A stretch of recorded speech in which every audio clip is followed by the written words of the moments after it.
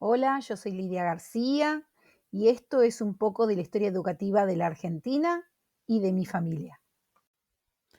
Cuando Argentina dio sus pasos como nación, con nuestra Constitución, el Ministerio de Educación se estableció con una idea clara: la educación como derecho individual, alineado con la formación del ciudadano en el marco del naciente Estado liberal.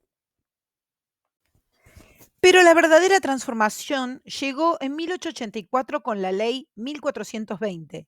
Esta ley fue un hito declarando la educación obligatoria, universal, laica y gratuita, regulando los contenidos de enseñanza según la edad, sexo, nacionalidad y raza. Imaginen el impacto de algo así en una sociedad en formación. Entre 1880 y 1916, el Estado consolidó su papel central en la educación, buscando la homogeneización de la población y la formación ciudadana. La Ley Laínez de 1905 fue clave, permitiendo al Estado Nacional crear y dirigir más escuelas primarias, extendiendo aún más la oferta educativa. El nivel secundario tardó un poco más en despegar. Surgió impulsado por el Estado para afianzar su condición de nación y también por la creciente demanda de la población inmigrante que veía en la educación una oportunidad de progreso. Sin embargo, en sus inicios, su concepción fue selectiva y elitista, excluyendo a la mayoría. En este contexto, mi bisabuelo Domingo, que fue ingeniero en minas y estudió en Inglaterra, y mi tío abuelo Samuel, abogado en la Universidad de Córdoba, tuvieron un nivel de formación altísimo. Piensen que en esa época el acceso a la educación secundaria y universitaria era altamente restringido y elitista. Esto los ubicaba sin duda en un segmento privilegiado de la sociedad. Ahora, la educación para las mujeres era muy diferente. La educación de las niñas se centraba en la formación para el hogar y la maternidad, en la costura, el bordado, la doctrina cristiana y las habilidades básicas de lectura y escritura. Mi bisabuela Rosa es un claro ejemplo de esto. Su educación demuestra el propósito de la educación femenina y refleja las limitadas oportunidades y expectativas sociales para las mujeres. En este periodo, el carácter hegemónico del Estado en la educación permitió la obligatoriedad de la escuela primaria, la laicidad y la gratuidad de la educación, y se consolidaron los órganos del sistema educativo. Esto transformó la docencia de una profesión libre a una profesión del Estado. La formación docente se reglamentó e institucionalizó por el Estado Nacional, en torno a los roles de funcionario público, profesional e intelectual. En 1892 se fundó la Liga de Maestros de San Juan y en 1916 se constituyó formalmente la Confederación Nacional de Maestros. Aquí tenemos un dato interesante. La docencia se convirtió en una de las pocas salidas laborales decentes para las mujeres. Y el hecho de que tres de mis tías abuelas, Julia, Lidia y Luisa, asistieran a la escuela normal de señoritas, es muestra de la feminización del magisterio, un cambio importante en el rol de la mujer en la sociedad.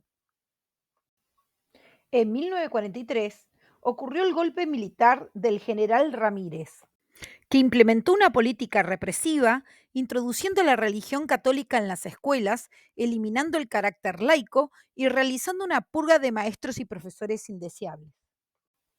Pero durante el primer gobierno de Perón, entre 1945 y 1955, la oferta educativa se expandió a todos los niveles, mejorando los salarios y condiciones docentes en los sectores públicos y privados. Se decretó la Ley de Educación Nacional, que inició la obligatoriedad de la escuela secundaria. Post Segunda Guerra Mundial, la educación pasó de ser un derecho individual a un derecho social, y el decreto 29337 estableció la gratuidad de los estudios universitarios de pregrado y grado. La educación se consolidó como una función del Estado y es un derecho individual, pero también una necesidad social.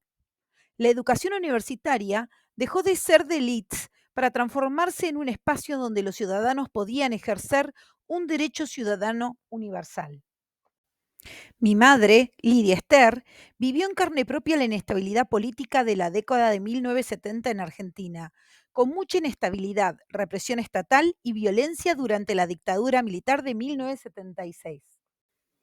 Lamentablemente no pudo concluir sus estudios en la universidad por la situación política.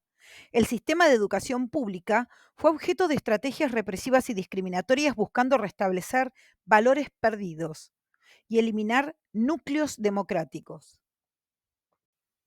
Con la recuperación de la democracia en los años 80, Argentina se centró en la libertad de enseñanza, el derecho a enseñar, en lugar del derecho a la educación, el derecho a aprender, lo que puso de manifiesto una priorización del papel subsidiario del Estado en educación y un fuerte antiestatismo. El enfoque se desplazó hacia la modernización, transformación, reforma del sistema educativo, enfatizando la calidad, equidad y eficiencia. Las políticas neoliberales de los años 90 promovieron la privatización, la eficiencia económica y una visión restrictiva del Estado, concibiendo la educación como una mercancía que debe ser vendida o comprada. Esto agudizó la segmentación del sistema educativo y la vulneración del derecho a la educación. La Ley de Educación Superior de 1995, si bien declaraba el derecho a la educación, permitía el cobro de contribuciones o tasas por los estudios de grado. Los docentes sufrieron precarización laboral y esto trajo largas huelgas docentes en todos los niveles educativos. Es por este motivo que yo cursé mi escuela primaria y secundaria en colegios privados, bilingües y laicos. Mi primera carrera universitaria la realicé en la UBA, pero debí abandonarla por la situación de la crisis económica del país post-2001. Posteriormente, realicé mi carrera universitaria y mi doctorado en universidades privadas. Esto se debe a la expansión de la oferta educativa privada que caracterizó la era neoliberal, donde la educación comenzó a ser concebida como una mercancía. Actualmente me encuentro realizando este profesorado universitario en la Universidad de San Martín, lo cual refleja una interacción de las tendencias educativas que conectan el rol del Estado en la educación durante los gobiernos kirchneristas. Estos implementaron políticas educativas que se centraron en la inclusión, la expansión de derechos y el fortalecimiento de la educación pública.